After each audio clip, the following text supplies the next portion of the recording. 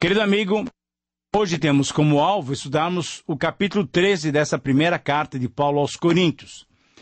Esse é o capítulo chamado de Hino do Amor. Como você deve se recordar, esse capítulo faz parte daqueles 3 capítulos que Paulo dedicou ao estudo sobre os dons espirituais, isso é, a manifestação dos dons no culto público. Capítulo 12, 13 e 14 estão tratando sobre esses mesmos assuntos, isso é, como manifestar os dons, como desenvolver os dons, como descobrir os dons espirituais.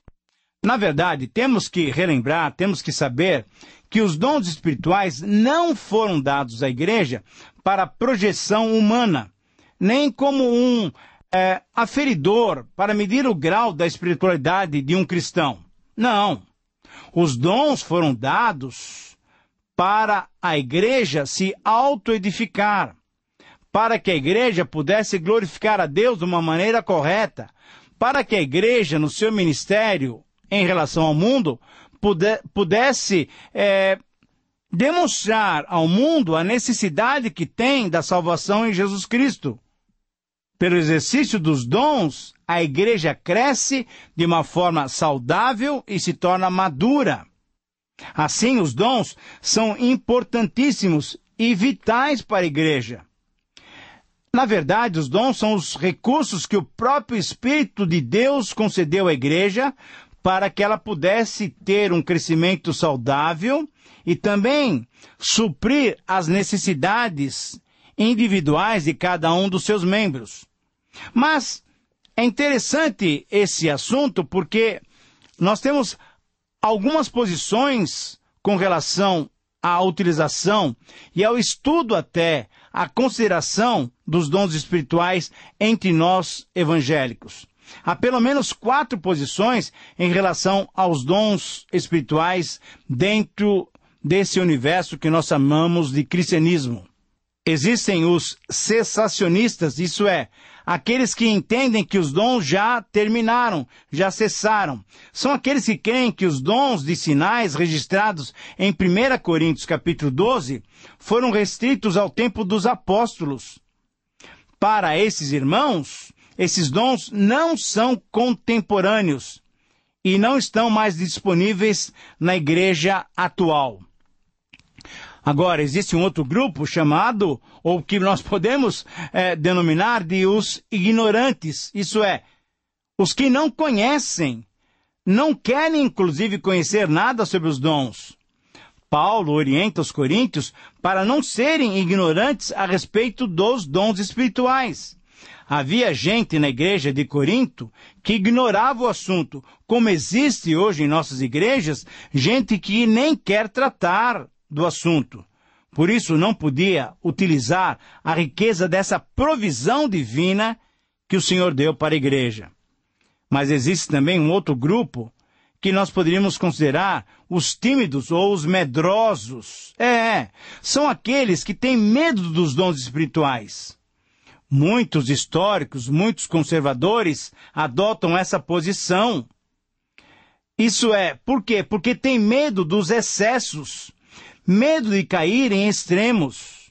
O medo leva esses queridos irmãos a enterrar os seus dons. Como naquela passagem ilustrativa de Mateus 25, são pessoas que, por medo do seu Senhor e por medo dos desvios que possa acontecer, enterram seus talentos e não utilizam seus dons, então, para a glória de Deus, para a edificação da igreja e para a proclamação do Evangelho de Cristo. Mas existem, graças a Deus, aqueles que creem na atualidade dos dons. São aqueles irmãos centrados, cristãos maduros, que creem que os mesmos dons espirituais concedidos pelo Espírito Santo à igreja lá no passado estão disponíveis para a igreja atual. Então, nós devemos conhecer essas posições e eu espero que você se posicione nesse 4º grupo, naquele grupo que nós temos chamado de aqueles que entendem que os dons servem para a igreja atual. Mas eu quero ler esse capítulo 13 com você, para que você perceba qual é o caminho para a utilização desses dons. Lembre-se que no versículo 31 do capítulo 12, Paulo encerrou dizendo: mas eu passo a mostrar a vocês um caminho sobremodo excelente. E na verdade, querido amigo, o caminho do amor é o caminho sobremodo excelente para que os dons espirituais sejam exercidos no meio da igreja. Veja que no capítulo 12 ele fala sobre dons no sentido geral. No capítulo 14, que nós estudaremos a seguir, Paulo está tratando sobre uma comparação entre o dom de profecia e o dom de línguas. Mas no meio desses dois capítulos sobre dons, ele trata sobre o amor. Você tem que entender que este capítulo sobre amor é colocado no contexto dos dons espirituais, porque a mensagem do Espírito Santo que utilizou a Paulo é a seguinte mensagem: somente através do amor é que nós poderemos usar os nossos dons para a glória de Deus, para a edificação do corpo de Cristo e para anunciar ao mundo que só Jesus Cristo salva. Permita-me então ler com você esse capítulo 13. Versículo 1. Eu poderia falar todas as línguas que são faladas na terra e até no céu, mas se eu não tivesse amor, as minhas palavras seriam como um som de um gongo, ou como um barulho de um sino. Eu poderia ter o dom de anunciar as mensagens de Deus, de ter todo o conhecimento, de entender todos os segredos, de ter tanta fé que até poderia tirar as montanhas do seu lugar. Mas se eu não tivesse amor, eu não seria nada. Versículo 3, eu poderia dar tudo o que eu tenho e até mesmo entregar o meu corpo para ser queimado. Mas se eu não tiver amor, isso de nada me adiantará. Quem ama é paciente e é bondoso. Quem ama não é ciumento, nem orgulhoso, nem vaidoso. Quem ama não é grosseiro, nem egoísta, não fica irritado, nem guarda mágoas. Versículo 6. Quem ama não fica alegre quando alguém faz uma coisa errada, mas se alegra quando alguém faz o que é certo. Quem ama nunca desiste, porém suporta tudo com fé, com esperança, com paciência. O amor é eterno. Existem mensagens espirituais, porém elas durarão pouco. Existe o dom de falar em línguas estranhas, mas ele também vai acabar. Existe o conhecimento, mas também ele terminará. Pois os nossos dons de conhecimento e as nossas mensagens espirituais são imperfeitos. Mas quando vier o que é perfeito, então o que é imperfeito desaparecerá. Quando eu era criança, eu falava como criança, sentia como criança e pensava como criança. Agora que eu sou adulto, eu parei de agir como criança. O que agora vemos é como uma imagem perfeita num espelho embaçado, mas logo veremos face a face. Agora o meu conhecimento é imperfeito, mas depois conhecerei perfeitamente, assim como eu sou conhecido perfeitamente por Deus. Portanto, agora existem três coisas: a fé, a esperança e o amor. Porém, a maior delas é o amor. Querido amigo, esse é um texto tremendamente importante. E eu quero, antes de detalhá-lo para você, eu quero mencionar dois versículos que merecem uma consideração inicial. O versículo 10, quando vier o que é perfeito, então o imperfeito desaparecerá, é o versículo usado por aqueles que eu denominei cessacionistas. Isso é, entendem esses que o perfeito aqui se refere ao Novo Testamento. Então, a posição desses irmãos queridos é a seguinte: quando o cânon do Novo Testamento foi completado, não havia mais necessidade dos dons espetaculares, dos dons mais visíveis. Na verdade, essa é uma interpretação, e podemos até respeitar. A minha interpretação para esse versículo 10 é que, quando vier o que é perfeito, na segunda vinda do Senhor Jesus Cristo, então, tudo será perfeito. E o que é imperfeito, isto é, aquilo que está restrito à nossa época, vai desaparecer. Então, não haverá mais necessidade dos dons quando nós estivermos diante do Senhor Deus, diante do Senhor Jesus Cristo, diante do Espírito Santo. Com certeza, não haverá mais necessidade dos dons. Somente o amor permanecerá. Mas entender que esse perfeito refere-se ao cânon do Novo Testamento, com muito carinho, eu devo dizer que eu não concordo com essa posição. Mas uma outra ideia importante aparece no versículo 11. Veja que Paulo está tratando com os coríntios e ele faz uma comparação de quando ele era criança ou quando ele era menino e agora quando ele é um adulto. Por que ele fala dessa maneira com essa igreja? Ora, porque no capítulo 3, você deve se lembrar, ele chama essa igreja de uma igreja imatura, infantil. Exatamente, uma igreja carnal.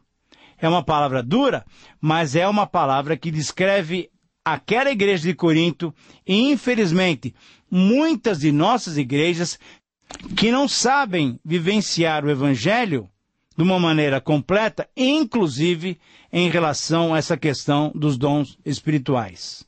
Muito bem, eu quero propor para você, como título para essa nossa meditação, o amor e a edificação do corpo de Cristo, com base no 13º capítulo da primeira carta de Paulo aos Coríntios. O amor e a edificação do corpo de Cristo. É importante nós sabermos que no grego nós temos 4 palavras que descrevem a palavrinha amor. Temos a palavra storge, que é o amor familiar, que significa afeição. Temos a palavrinha filia, que é o amor entre amigos. Temos a palavrinha eros, que é o amor entre os sexos, entre o homem e uma mulher. E temos a palavra ágape ou agape, que é o amor de Deus para conosco. Essas 4 palavras são usadas na língua grega para a nossa tradução da palavra amor, com todos esses significados. E a palavra que Paulo usa aqui no capítulo 13 é a palavra ágape, isto é, o amor que nós devemos praticar, o amor que deve ser o ambiente no qual os dons espirituais devem ser exercidos e desenvolvidos, é o amor ágape, é o amor divino. É esse o amor com que nós devemos amar uns aos outros. Devemos então lembrar sempre que o contexto do capítulo 13 é o contexto da utilização, do desenvolvimento dos dons espirituais. Por isso, a afirmação teológica, o princípio, o desafio do texto para nós pode ser expresso então através dessa frase. Se você quiser anotar, faça-o para que você depois possa conferir na palavra. Somente através da prática do amor podemos edificar o corpo de Cristo servindo os irmãos. Eu repito, esse é o princípio, esse é o desafio do texto do capítulo 13 para todos nós. Somente através da prática do amor podemos edificar o corpo de Cristo servindo aos irmãos. Nesse capítulo, nós encontramos 3 aspectos fundamentais que colocam o amor como base para a edificação do corpo de Cristo. Então, vamos estudar cada um desses aspectos fundamentais que mostram que o amor é a base, é o ambiente em que os dons devem ser exercidos e desenvolvidos para que o corpo de Cristo seja edificado. O primeiro aspecto nos mostra a necessidade do amor nas nossas ações. Versículos 1, 2 e 3. O que Paulo está dizendo aqui é que o amor é superior a todos os dons extraordinários. Em primeiro lugar, nós não podemos nunca entender que amor é um dom. Amor é o fruto do Espírito. E o amor é superior aos dons extraordinários. Esse é o argumento de Paulo. A igreja de Corinto estava muito orgulhosa dos dons que tinha, especialmente os dons de sinais, os dons miraculosos. Os crentes de Corinto acreditavam que aqueles que possuíam esses dons eram mais espirituais do que os outros. E Paulo está desmistificando isso. Ele está mostrando que o amor é melhor do que, veja bem, do que o dom de línguas, no versículo 1. O amor é melhor do que o dom de profecia e de conhecimento, no versículo 2. O amor é melhor do que o dom de milagres, também no versículo 2. E que o amor é melhor do que o dom de contribuição sacrificial, versículo 3. E ainda, o amor é melhor do que o próprio dom de martírio, ou até que o próprio martírio. Isso é, dar o nosso corpo para ser queimado, versículo 3.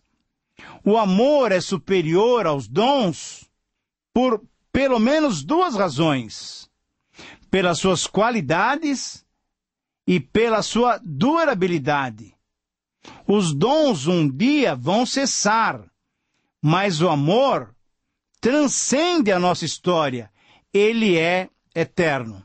Então, veja bem, no versículo 1, Paulo dá uma palavra muito objetiva e muito direta. Sem amor, nós somos insensíveis. Ainda que eu fale a língua dos homens e dos anjos, se eu não tiver amor, serei como um bronze que soa, ou como um símbolo que retine. Isso é, eu não estarei edificando meu irmão. Na verdade, eu estarei ofendendo os outros. Você deve se lembrar, no capítulo 8, versículo 1, que Paulo já havia ensinado que só o amor edifica. O saber ensoberbece, mas o amor edifica. Quando os dons são exercidos em amor, então ele edifica a igreja. Mas quando os dons não são usados com amor, magoamos as pessoas. Paulo está expondo esse assunto, então, de uma maneira muito clara até. Ele se refere ao versículo 1, que o amor é superior ao dom de línguas. Quando eu não ajo em amor, eu ofendo meus irmãos ao invés de edificá-los. Agora, o que essas figuras, bronze que soa e símbolo que retine, significam? Bronze que soa e símbolo que retine eram instrumentos usados no culto pagão em Corinto. Esses sons, na verdade, eram convocações dos fiéis para adorar os deuses pagãos. Por isso Paulo então fala que sem amor eu estarei emitindo sons que para nada edificam. No versículo 2 ele fala que sem amor nós não somos nada. Ainda que eu tenha o dom de profecia, eu tenho o dom dos mistérios, de toda a ciência, do conhecimento, tamanha fé. Se eu não tiver amor, eu não sou nada, você não é nada. São palavras contundentes. Versículo 3. E eu ainda que distribua todos os meus bens, entregue até o meu próprio corpo para ser queimado, se eu não tiver amor, nada disso me aproveitará. Isso é, sem amor não há proveito nenhum. Então, o primeiro aspecto nos mostra a necessidade do amor em nossas ações. O segundo aspecto nos mostra as qualidades do amor como fruto do Espírito. Versículos 4 a 8. O amor é paciente para com o irmão, que é mais lento em desenvolver a dinâmica da sua vida espiritual. O amor é benigno, agindo sempre com o objetivo de produzir o bem do corpo. O amor não arde em ciúmes, isto é, quando usamos e desenvolvemos o nosso dom espiritual corretamente, não ficamos com inveja do dom do irmão. O amor não se ufana, versículo 4 ainda, isso é, não se orgulha pelo que pode fazer, pois sabe que o que tem feito e o que faz é fruto da graça de Deus. O amor não se ensoberbece, não é arrogante, não é autossuficiente, não tem uma ideia inadequada de si mesmo, e sabe que o seu propósito é servir. O amor não se conduz inconvenientemente, isso é, ele desenvolve o seu dom com amor, não se coloca como uma solução do problema. Ele espera ser chamado e oferece a sua participação no momento certo. O amor não se preocupa com seus próprios interesses. Ele não procura os seus interesses. Ele está mais preocupado em servir, em edificar, em construir a vida do seu irmão e assim construir o templo do Espírito. O amor não se exaspera, versículo 5, não se irrita quando as coisas demoram para acontecer. O amor não se ressente do mal, isto é, não fica guardando mágoas em seu coração. Não vê maldade nas ações dos seus irmãos. O amor não se alegra com a injustiça. Aquele que desenvolve o seu dom com o amor valoriza a justiça e a imparcialidade. O amor se regozija com a verdade. O cristão que age com amor sabe associar a verdade com amor. Fala a verdade para o irmão, mas o faz com profundo amor. O amor tudo sofre, versículo 7. Isso é, ele está pronto para ceder a sua liberdade em favor do irmão. O amor tudo crê, versículo 7 também, é estar pronto a aceitar o argumento do outro sem duvidar. O amor tudo espera, versículo 7, é estar com paciência, sabendo que nós somos diferentes. O amor tudo suporta, versículo 7, isto é ser um esteio, é ser um suporte para quem necessita. E, finalmente, uma característica maravilhosa do amor, uma qualidade do amor, é o amor não acaba. O amor é eterno. Essas são qualidades do amor. O amor jamais acaba. É eterno porque Deus é eterno. Em terceiro lugar, o terceiro aspecto mostra a durabilidade do amor nos versículos 8 a 13. Mas esses versículos eu quero gastar um tempo mais detalhadamente no próximo programa, porque então estaremos verificando como o amor se aplica no contexto dos dons, quando Paulo faz a comparação entre o dom de profecia e o dom de línguas. Querido amigo, que Deus lhe dê muito amor, que você usufrua desse amor que Deus tem lhe dado para se tornar uma bênção no corpo de Cristo. Um grande abraço e até o próximo programa.